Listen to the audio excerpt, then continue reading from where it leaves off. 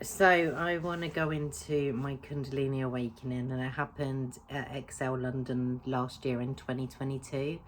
I never talked about this in my videos because I don't know. I felt like I don't know why I didn't, and I'm not sure. I suppose it was all new to me, and it all came as a big surprise. So it was when I went to Excel London, that never even crossed my mind.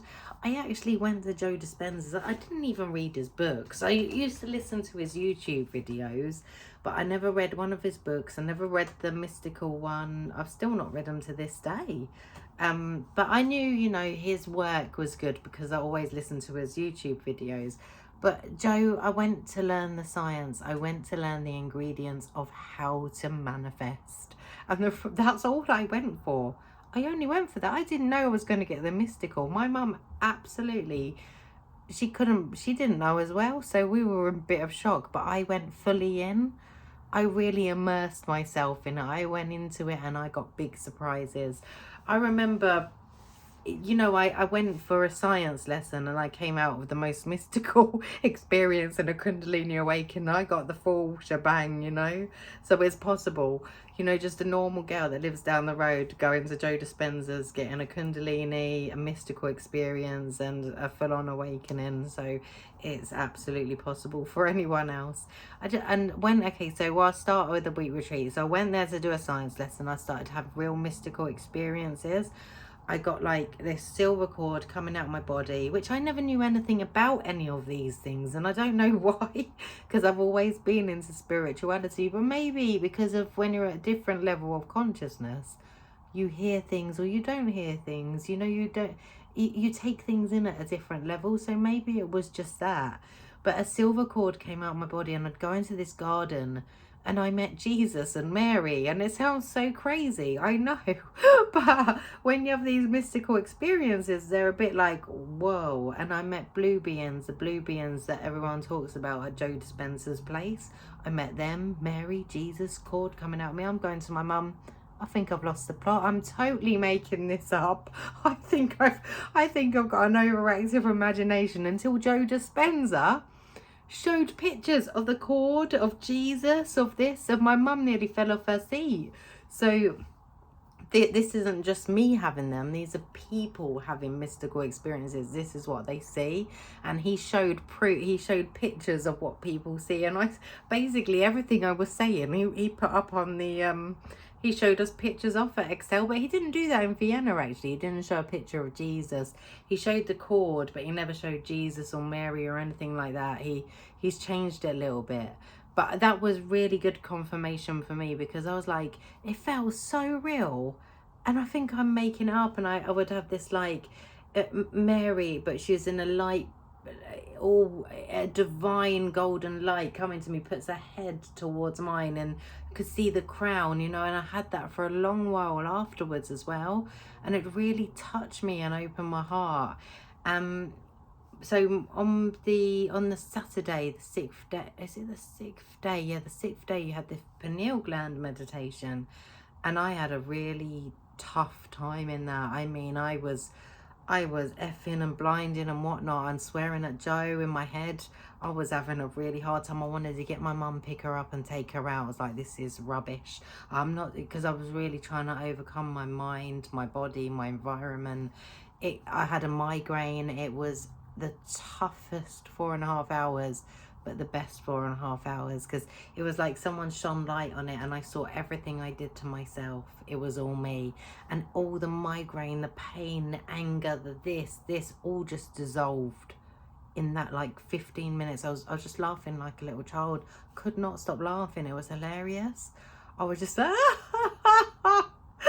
and you have this big realization of what you've done, what you do to yourself, and you don't even realize it until you have this big light shine on you and you realize. And then after that, kind of, when it was the healing, in that same day, it was the healing for people. And my heart just blew open. I was so inspired by the Mexican women in the prison. My mum was next to me as one of the healers. We were giving doing Joe Dispenza's meditation. And he says, it will come up like the thief in the night when you least expect it. At most inappropriate times. We're doing healing for someone else, and all of a sudden I'm getting like a lion's roar. My mum said it was so loud, she just turned and looked at me. It was like, "Roar," and then this energy just shoots right up, and I'm like, my body's out of control. I mean, I would have been hung back in the day. It's like The Exorcist. And I was quite overwhelmed because, you know, he says energy centers, thief in the night, fright train. Never once in my head, never in a million years did I go, oh yeah, yes, Kundalini. I kept saying to my mum, Mum, who's this thief in the night? I've no idea who he is. I was totally innocent, and I was struck completely like by surprise. I kept saying, who's this thief in the night? I've no idea. It made me laugh so much in Vienna when he kept saying the thief in the night, and I'm like, oh, here he goes. Now I know what he means. It's so funny, you know, when I've always been this spiritual person, a seeker on the quest, but when you know it on it's a different level. So I know it on a feeling, I've experienced level. It's completely different to like a kind of knowing, you know, like you want it, but it's a knowing. This is a real experience level, and I completely see why they put the two snakes, because that's exactly the sensation that goes round. And I talk to people and they seem a bit afraid, but for me, it's absolutely wonderful. It doesn't hurt. I know the body's moving around like and jerking, and you will see people at the event, you know, really jerking and doing weird things with their body, but it actually feels really lovely. There's no pain, no nothing. All you've got to do is relax into it. And it just came up, shot up, and it stayed with me for the whole year. I can go to cacao ceremonies or do chants and things like that, and it will come up, it will pop up, and I'll be like, oh. But it first of all, I want to, because you hear that, you see these things like Kundalini's dangerous, this and that, you know, on the internet, and you get like really scared. First of all, it's really lovely. It might look a bit strange, and you might be hung for it, maybe back in the days, because you look like you're having an exorcism, but it's a really lovely feeling. So there's no pain to be had. You just got to relax into it. Don't resist it. Let it come up. Second, you know, don't go to these events. I never expected any of these, not in my wildest dreams. I thought you had to be a yogi on a Himalayan mountain doing years of meditation to get this. I've always been a seeker, and I've always known deep down, you know, I've always had that urge to find more, but I never in a million years would have thought I'd go to Joe Dispenza's and get a good, that was never in my mind. So never go to anything expecting anything, because you'll never get it. I just had a surprise. Everything I got was a surprise. The Mary, the Jesus, the cord was a surprise. The blue beings was beautiful surprise. You know, how amazing. I never in a million years, this is my experience. Everyone else will have something else. That obviously I'm quite a visual and hearing, I don't know, something happened and it heightened it all, and I had the full-blown whack. I never in a million years thought that was even possible. So when I got the confirmation with the pictures, but the Kundalini isn't scary. How I look at things, people go, oh, it's really scary. Yeah, things will have to change. Things do change in your life. You realize when you have this kind of awakening, nothing can be the same again. Things will change big time. That needs to be changed in your life, and you have to be truthful, and you have to let go of things that no longer serve you. And it can be painful to go through that process, but it's only leading to the greater good, the best outcome. You know, sometimes in a three-dimensional world, in a lower vibration, we cling on and hold on to things that no longer serve us.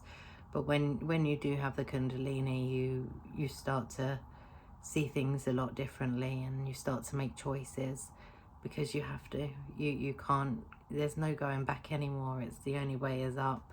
People get scared of the Kundalini. They think it's like painful. I think it's all these things on the internet, and you know, it's not painful. It's very lovely. You get heightened awareness, consciousness, more intuitive hits. you know, it's a powerful energy that is really beautiful to have. It really that we all have inside of us. We all have that energy. There's not one person on this planet that doesn't have it. It's available to every single one of us. And in this lifetime, I got it. It came up in Joe Dispenza's a year ago. You do have to let go of things, but also people get so scared to go that far, to go deep in their meditation, to get the Kundalini. But what scared me more was staying in the 3D, staying in this lower vibration, because there's the divine, but then there are spirits on this low vibration who have no body and attached to you. So if you're an alcoholic, you'll get if you're in a low vibration, an alcoholic will attach another alcoholic spirit attached to them and bring them down deeper. A depressed person will attach another spirit, because they've got no bodies. So that scares me more than being with the divine, and a higher vibration is much more, it makes more sense to me. I'd rather be up there than down there with lower spirits clinging on. I mean, that's how I view things anyway. I could be totally wrong, but I think there is things on this, addictions and stuff, and I do think spirits will latch on to lower vibrations. I'd rather be with the divine. So for me, it's not scary. It's actually a beautiful place. I know it's a little bit unknown because we're not used to, but when you just decide and it happens, well, I didn't have a choice. It just happened, but I'm so glad it did, because I realised this whole year I've kept up with the work. I've really kept up with the work because the divine is more important to me. No career, no nothing is important. I don't care about my career or anything anymore. I know I've given some videos about outcomes because of the inner boxes, meditation, and getting my first TV job, which is amazing. But what's amazing for me is the connection to the divine, the connection to know that none of us are alone. We are not alone. We are constantly being divinely guided, and we just have to tune into it.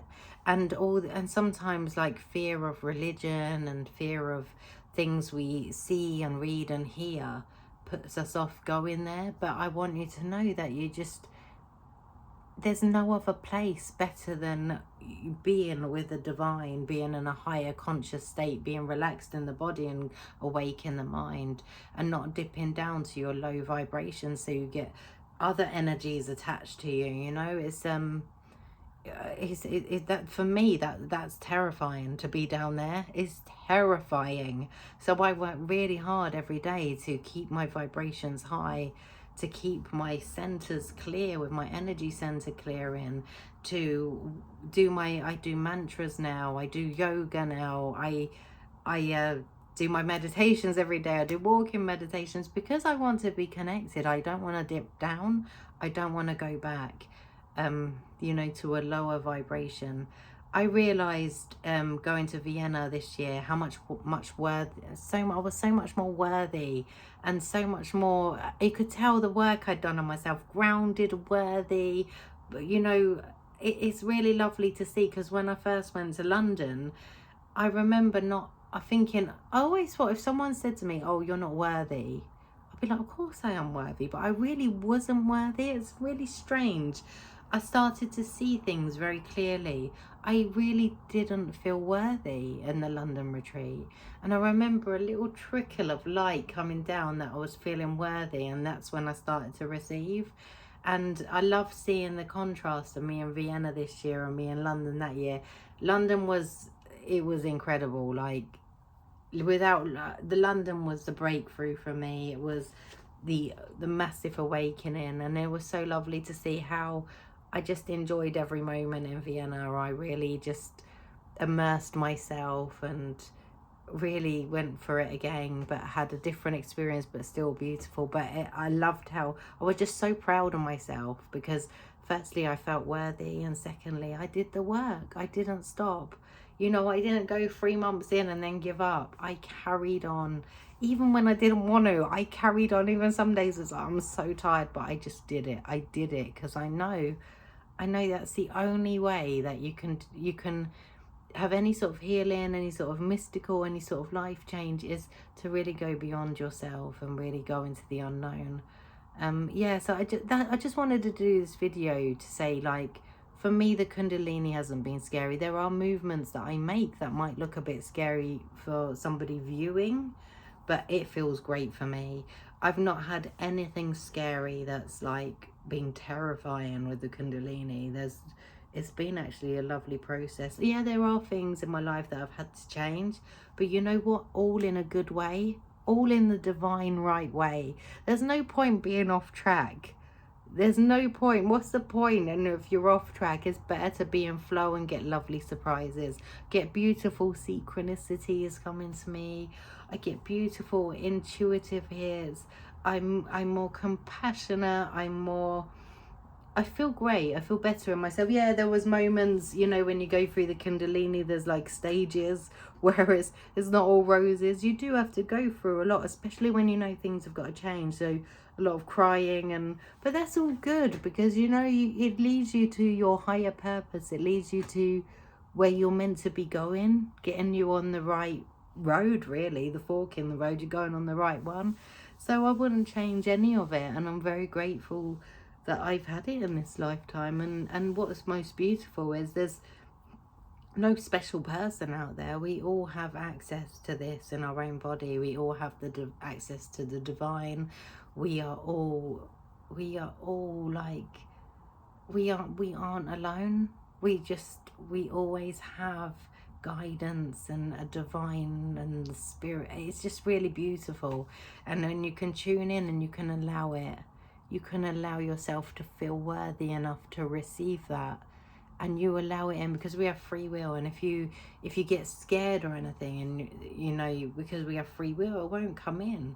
But if you allow it in and you feel worthy to receive, then you're going to really be repaid. And at that week retreat, we see it time and time again, where people couldn't walk and they're walking, people blind seeing, a woman grew a thyroid back, she didn't have a, you know, there's miraculous things that people go through. Incredible things, incredible healings take place, because everyone's doing the work. And that's it, really. There's no right or wrong meditation to do. I think the most important thing is sit up or go on a walking meditation, because if you lie down you might fall asleep. I really like inner boxes and meditation, because it's like changing something that's really difficult to change. Like Joe says, if you've hired the hitman, the mafia, and you can never get this outcome. And I did it with my career. I booked my acting jobs for the TV job. So inner box is great. Energy center, blessing of the energy centers, any one of those are great, because it clears your centers, and you need to keep clearing the centers for the Kundalini to rise. If your energy centers, your chakras are blocks, it can't come through. So those are really important for me to do. But I mean, everybody else could be different. You might find something else helpful. Just start meditating, do the breath work, start meditating, get out of your body, your mind. Stop making excuses, stop saying yeah but, no but, yeah but, it's their fault, it's only if this, that. Find a way. There's always a way. So I hope this video helped. Yeah, I don't know what else to say about it, really, but it's a good ride. It's an interesting ride, and I wouldn't take it back. I don't regret it. I don't feel scared about it, and I just trust it.